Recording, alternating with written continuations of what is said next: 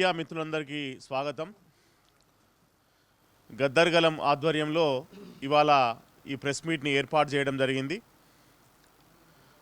నిన్న కేంద్ర మంత్రి బండి సంజయ్ గారు ప్రజా యుద్ధ నౌక గద్దర్ గారి మీద కొన్ని అనుచిత వ్యాఖ్యలు చేయడం జరిగింది. ఆ వ్యాఖ్యలని ఇవాళ గద్దర్గలం తరపున మేము తీవ్రంగా ఖండిస్తూ ఉన్నాం. గద్దర్ గారికి పద్మశ్రీ అవార్డులో పద్మభూషణ్ అవార్డులో ఇవ్వడం వల్ల పెద్దగా ఒరిగేదేమి లేదు. ఆయన జీవితం ఆ అవార్డుల కంటే చాలా గొప్పది అని మేము చాలా బలంగా విశ్వసిస్తూ ఉన్నాం.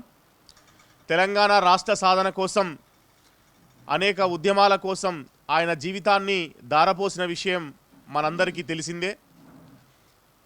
ఆయన శరీరంలో 6 బుల్లెట్లు దిగినా సరే ఆయన ప్రజా ఉద్యమాలకు దూరంగా ఉన్నది లేదు. ఆయన ఆఖరి శ్వాస దాకా ప్రజల కోసమే బతికినటువంటి మహావాగ్గేయకారుడు గద్దరన్న అని మేము భావిస్తూ ఉన్నాం. తెలంగాణ రాష్ట్రాన్ని ఇచ్చింది సోనియమ్మ అయితే తెలంగాణ రాష్ట్రాన్ని తెచ్చింది గద్దరన్న అని గద్దర్గలం ప్రగాఢంగా నమ్ముతున్నది. మరి అట్లాంటి ఒక ప్రజా యుద్ధ నౌక మీద బండి సంజయ్ గారు అలాంటి వ్యాఖ్యలు చేయడాన్ని గద్దర్గలం తీవ్రంగా ఖండిస్తూ ఉన్నది. ఒక కేంద్ర మంత్రి స్థాయిలో ఆయన అలా మాట్లాడకుండా ఉండాల్సింది. మరి ఇవాళ ఆయన సిద్ధాంతమో ఆయన పార్టీయో ఆయన నమ్మిన విశ్వాసాల పట్ల వ్యతిరేకత ఉండొచ్చు. మరి ఆయన చనిపోయినప్పుడు ప్రధాని నరేంద్ర మోడీ గారు సైతం ప్రగాఢమైన సంతాపాన్ని తెలియజేస్తూ ఒక లేఖని కూడా విడుదల చేసిర్రు.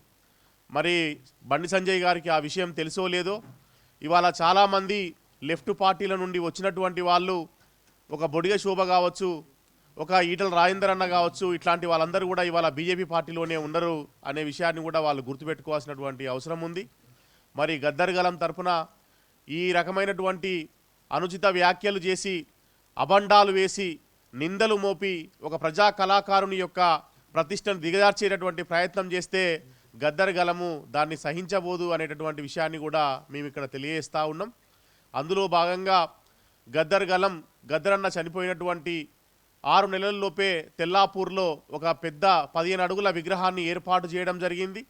అట్లాగే అచ్చంపేట నియోజకవర్గం మన్ననూరులో కూడా ఒక విగ్రహాన్ని ఏర్పాటు చేసి వేలాది మందితో సభల్ని నిర్వహించినటువంటి చరిత్ర కూడా గద్దర్గలానికి ఉంది. మరి అట్లాంటి గద్దర్గలం తరపున ఇవాళ గద్దరన్న మీద చేసిన వ్యాఖ్యల్ని ఖండిస్తూ ఈ ప్రెస్ మీట్ ఏర్పాటు చేయడం జరిగింది. మరి ఈ ప్రెస్ మీట్కి గద్దర్గలం ఫౌండర్ చైర్మన్ కొల్లూరి సత్తయ్య గారు, సీనియర్ జర్నలిస్టు పాశం యాదగిరి గారు, అట్లాగే గద్దరన్న అభిమానుల సంఘం నాయకులు సిఎల్ యాదగిరన్న గారు, సమ్మిరెడ్డి గారు, ఐలేష్ అన్న తదితరులు కూడా ఈ ప్రెస్ మీట్కు రావడం జరిగింది. కరుణాకర్ దేశాయ్ అన్న